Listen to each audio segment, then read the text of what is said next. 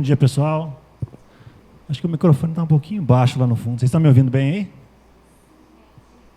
Vou subir aqui. Eu já sou alto, tenho medo de bater a cabeça no teto ainda aqui.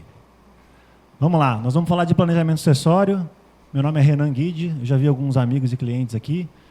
Nós somos clientes da Corse já há um bom tempo. E a Corse é cliente nossa também. Eu represento a Prudential. Não sei quem. Alguém aqui já conhece a Prudential, fora os amigos que eu já vi aqui, não? Alguns poucos aí? Até que tem um pessoal que conhece, né? A Prudential não faz muita propaganda no Brasil, então a nossa comercialização é muito no boca a boca. Apesar de ser uma empresa de 150 anos, uma empresa multinacional, a sede fica em Newark, New Jersey, nos Estados Unidos, e a gente tem hoje 55 escritórios no Brasil e 6,6 milhões de clientes. Então, se você ainda não conhece ainda, você está fora desse universo, é importante também conhecer, é uma ferramenta prática, nós vamos falar um pouquinho disso, a gente vai falar de benefícios tributários.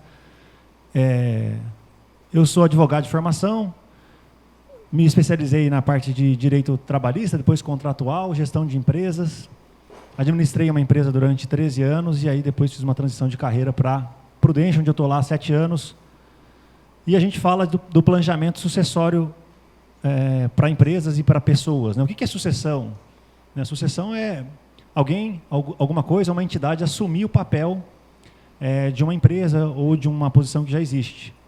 Alguém aqui já sentiu na pele, viveu na pele a sucessão patrimonial e empresarial de uma família, de uma empresa, enfim? Já passaram? Provavelmente já viram, já conheceram, mas a sucessão é uma coisa que a gente não vive muito na vida, né? É natural. A gente mesmo vai viver uma vez só, né? Se a gente for pensar em morte. E a gente não vai estar aqui para acompanhar isso. Mas a gente tem a experiência de acompanhar, de planejar isso, de ter antecedência. Tudo que a gente planeja, tudo que a gente pensa, o que a gente já conversa, como a gente está fazendo aqui hoje, facilita, barateia, é inteligente, é importante a gente fazer. Então, não existe planejamento sucessório perfeito, por isso que a regra é diversificar. Então, ninguém consegue ter uma ferramenta única para o planejamento sucessório, né? Quando a gente fala de sucessão, a gente fala das holdings, a gente fala de testamento, a gente fala de até contrato social já bem elaborado, mas nada vai deixar a gente imune às variedades de lei, às variedades de fiscalização ou de interesses dos herdeiros, enfim. Então a gente brinca, né? Se nem o carro blindado ele é 100% blindado, que dirá o planejamento sucessório. E aí quando a gente fala de gestão de risco, a gente divide em 4 passos. Deu uma pulada do R ali por causa da transição de slides.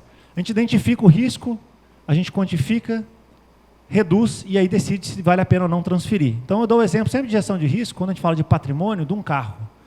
Eu identifico o risco de um carro. Qual que é o risco quando eu tenho do meu patrimônio em relação ao carro, né?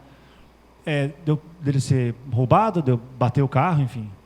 Eu quantifico, puxa, o carro vale 100 mil reais. E aí eu reduzo o risco, eu não vou dirigir acima da velocidade, eu não vou dirigir embriagado. Mas eu zerei o risco? Não, né? Ele ainda existe. E aí eu entendo se vale a pena ou não transferir essa responsabilidade. Mas quais são as vulnerabilidades de vida que todos os humanos estão sujeitos e podem impactar capacidade produtiva, gerenciamento e causar consequências para o negócio, para a família e para o patrimônio? Eu divido em 2 riscos, basicamente. O primeiro é o econômico financeiro. Quando a gente pensa numa empresa, o que pode dar de errado se a gente fechar os olhos e pensar no futuro de uma empresa, ou mesmo de uma casa, de uma família? É o risco econômico financeiro, né? Enfim, mudar a legislação como está mudando e a gente não se adaptar a isso adequadamente, a gente tem um concorrente externo, enfim, é um risco que a gente vai administrar de acordo com as nossas competências. E o segundo risco, todo mundo também está sujeito, à saúde e à capacidade das pessoas que gerenciam o negócio. Todo mundo está sujeito ao risco da saúde e da vida. Risco de um negócio e um patrimônio. Essa aqui é uma informação que todo mundo já viu em algum lugar, no Instagram ou em alguma publicação, né? A sucessão das empresas no país, ela vai tendo uma queda de empresas que continuam ao longo das gerações, né? Então, só 30% chega à segunda geração, então o pai funda a empresa, o filho, só 1/3 recebe. E para a segunda sucessão, só 5% permanece. Puxa, uma empresa envolve tanta coisa, né? A gente tem uma empresa familiar de 20 anos, de uma outra área, que a gente sabe o tanto do sangue que a gente deu para poder construir aquilo. E é interessante que ela perpetue, né? Os CPFs acabam, mas os CNPJs não são para acabar, né? Eles podem permanecer. Mas por falta de planejamento, por falta de previsão, as empresas acabam. Basicamente isso. Tem vários motivos, mas basicamente é falta de pensar lá na frente. E aí, quando a gente pensa na incapacidade ou no falecimento de um sócio, que é especificamente essa questão da vida e da saúde dos sócios que a gente está tratando, a gente tem 3 impactos aí, basicamente. O primeiro, a ausência operacional. Então, nós temos lá uma sociedade com 3 sócios, né? Normalmente é isso, né? O financeiro, o comercial e um cara que administra lá a empresa, operacional. A falta daquele sócio já deixa uma cadeirinha aberta. E aquilo lá tem um custo. Direto, né? Dá para dizer assim. O impacto na credibilidade e na segurança do negócio. Puxa, eu sempre fazia negócio com o seu João, mas o seu João não está mais lá. Será que a empresa é a mesma? Parece que o filho está administrando, né? Não sei se é a mesma coisa. Bom a gente olhar para outras empresas também. A gente perde um pouco com isso. Mas o principal custo que ninguém pensa é o sucessório, justamente na compra da cota dos herdeiros. E aí eu sempre brinco com quem tem empresa, né? Você tem empresa? Tem. Quanto vale a sua empresa hoje? Uns 5 milhões, uns 10 milhões, a pessoa fala, né? Legal. Você tem outro sócio, tem mais 2 sócios, ou mais um sócio. Então, na falta dele, é esse valor que você vai pagar para a esposa dele? Ou metade disso, se é uma sociedade de 2 milhões e meio? Daí a pessoa brinca, não, aí também não, né? Aí não, 2 milhões e meio não, aí veja bem, a gente precisa fazer o valuation. Esse é um dos problemas da sucessão. Então aqui algumas notícias que a gente já viu sobre casos famosos, né? Marabras, aqui da Flexform, Reis da Sucata, uma empresa grande aí também. A disputa no falecimento ou na sucessão mesmo, em vida, na saída do sócio patriarca que fundou a empresa para a chegada dos novos sócios. E aqui eu ilustro isso, né? Se a gente pensar em 3 sócios, e aí um sócio saiu, por exemplo, ou faleceu, ficou incapaz, e aí começou uma sucessão. O que muita gente não vê, quando a gente pensa em sociedade, a gente pensa só nos 3 que estão lá, né? Mas a gente não pensa que por trás disso existem as famílias. Então, eu converso muito com sócios quando a gente vai falar sobre esse assunto, e às vezes eu coloco os 3 na mesa e falo, deixa eu te perguntar, vocês sabem como é que hoje está estabelecido esse planejamento sucessório da empresa de vocês? A pessoa, não sei, o contador que fez lá o contrato social, acho que está planejado.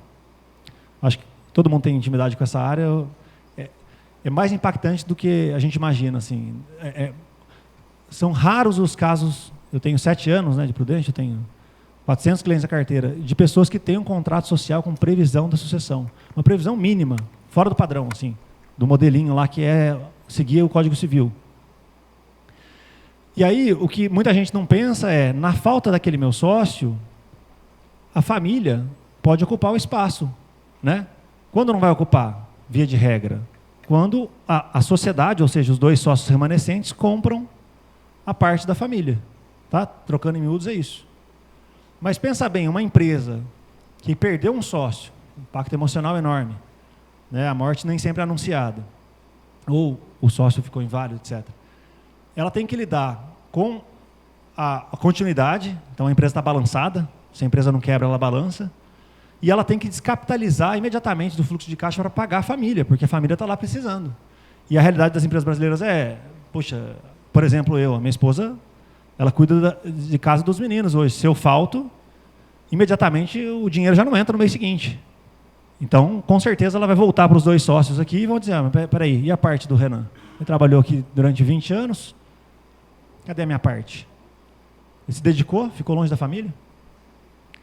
E aí começa uma discussão, sempre vai ter discussão. O que a gente vai fazer com o planejamento é diminuir a discussão, dar diretrizes, condensar os problemas. Mas elas vão acontecer, porque se em vida a gente não consegue definir em 3 sócios quanto vale a empresa, quanto vale a parte de cada um, você imagina na falta daquele sócio. Então vai aparecer um terceiro, que é a família. Eu tenho clientes que têm a primeira e a segunda família, né? O primeiro casamento e o segundo casamento. Os filhos do primeiro casamento também são herdeiros, né? Então eles vão participar também da sucessão. Então imagina o balaio que vai se formando dentro de tudo isso. E é o que faz, via de regra, as empresas quebrarem, não continuarem. Então esses 2 sócios falam, não vou pagar, ela está pedindo demais, ela não tem noção de quanto que a gente entrega aqui, esse valuation que foi feito está falso. Vamos até desfazer a empresa, a gente faz uma outra. Deixa isso quebrar aí. né? Quem já não viu esse tipo de história? Ou pior, uma terceira opção, a família, vocês não conseguem me pagar? Eu tenho o direito de vender isso para um terceiro. Ela pode vender aquela participação para um terceiro. Óbvio que a gente pode regular tudo isso através de um bom contrato social, através de um bom planejamento, pode ser um acordo de sócio, pode ser até o próprio contrato social, né? A Corsa está aí para isso, o Dr. Eduardo também. Mas, via de regra, o que mais impacta as famílias é a falta de dinheiro também nessa hora. Porque se cada um dos sócios tem aqui um dinheiro na mão para pagar a família e dizer, está tudo bem, nós vamos continuar, né? Eu não vou comprometer o fluxo de caixa. Isso com certeza reduziria os impactos e, enfim, discussões que são causadas. Então, o que a gente oferece? O que uma seguradora séria oferece, que é um produto que a gente desmerece no Brasil? Só voltar para a gente não perder atenção. Quando a gente fala de seguro de vida no Brasil, a gente pensa sempre no seguro bancário. E nada contra, mas infelizmente a cultura do seguro foi de troca de favor, o segurinho, né? Ninguém dá muita moral para um seguro de vida. Fala, não, seguro de vida é um negócio lá que o banco vende, o PIC, né? E para os europeus, para os países onde a gente está há mais tempo, né? No Japão a gente está há mais de 100 anos, o seguro de vida é elementar no planejamento de qualquer pessoa, de qualquer empresa, é básico. A pessoa que não tem, eu brinco aqui, nem o seguro de carro, né? Você fala assim, você não tem seguro de carro, cara, mas você vive onde? Que irresponsável, né? A gente se julga assim, né? Pô, você não tem seguro de carro, é irresponsável. Mas e o de vida? De quem está dentro do carro? Então, é feita uma apólice, cada sócio faz um seguro no valor da sua participação na sociedade. Então, a gente tem uma sociedade lá de 10 milhões, 3,3 para cada um, ou não, aquele é sócio minoritário. Vou fazer uma apólice do valor do capital segurado. Mas quanto que é o capital social, o valuation exato? Eu não tenho certeza ainda. Tudo bem, faça de uma parte, então. O feito é melhor que o perfeito. A empresa é responsável pelo pagamento das apólices e beneficiária do seguro. Então, a empresa está pagando aquela apólice, e aí eu já entro nesse tema também da reforma da renda. Então, quem hoje tem uma apólice de seguro e é sócio de uma empresa, ou mesmo pensa em como também distribuir, e aí, óbvio que tem as regras para a gente não fazer uma distribuição disfarçada de lucro, né? Existe uma metodologia que a gente pode alinhar também para não passar por isso, né? Você pode sim pagar através da empresa, é um dinheiro que está chegando para os sócios, eu vou explicar como isso também, né? Porque eles são assegurados, mas eles podem também acessar depois os valores. E a empresa também é beneficiária do seguro. Então, no caso de um falecimento, a empresa recebe e indeniza a família. Esse dinheiro é livre de inventário, o seguro de vida é livre de TCMD, ele é livre de tributação na pessoa física de imposto de renda. Agora a gente está tendo discussões, mas ele ainda é. E ele é pago com muita rapidez, com muita alavancagem. 3 dias a família recebe, e se não for o capital social, né, a participação daquele sócio, pode ser próximo disso, pode dar um alívio para a família poder seguir 1, 2, 3, 5 anos, para então depois discutir como é que vai ser feita a sucessão com calma, em leves parcelas, sem afetar a empresa. As apólices de seguro tradicional do Brasil, por que a gente é escaldado com seguro tradicional? Porque você começa pagando R$50 por mês, porque o gerente descontou da sua lá para ajudar ele, aí depois começa a aumentar o valor, e no final você está pagando R$500, 5 anos depois. Pô, mas como assim? Pois é, porque tem um ajuste etário anual. E o pior de tudo, né, 2 a cada 3 seguros não são pagos no Brasil, porque a gente tem um artigo do Código Civil que agora virou o marco legal do seguro, que prevê que toda vez que a gente descobrir algum risco no nosso seguro, a gente tem que avisar o banco, avisar a seguradora. Essa é a regra do seguro no Brasil. Então, você descobriu uma doença, você tem que avisar lá o gerente do banco, descobriu uma doença. E o banco tem o direito de falar assim, eu não vou continuar com o seguro, ou vou cobrar mais caro por isso. Puxa, mas justo na hora que eu mais precisava? Pois é assim que funciona a legislação. Nem sempre o banco, a seguradora, aplica isso, às vezes ela paga indenização, às vezes vocês devem conhecer pessoas que receberam seguro de vida, né? Mas isso está previsto legalmente. Como é que funciona um seguro sério, um seguro no modelo americano, um seguro que a gente comercializa? O período de pagamento da apólice ela pode ser limitado, por exemplo, em 10 anos, num valor fixo e reajustável. Então, é um valor linear, não vai ter surpresa. Então, a pessoa lá, por exemplo, contratou aos 40 anos, ela vai passar por uma análise de saúde, vai ser aprovada, e ela vai pagar, ali pulou o número, mas 60, 80 e 100 anos, por exemplo, né? Ela vai pagar até os 50. Dali, desde o começo para o resto da vida, ela está segurada, ela está coberta, que é essa faixa amarela.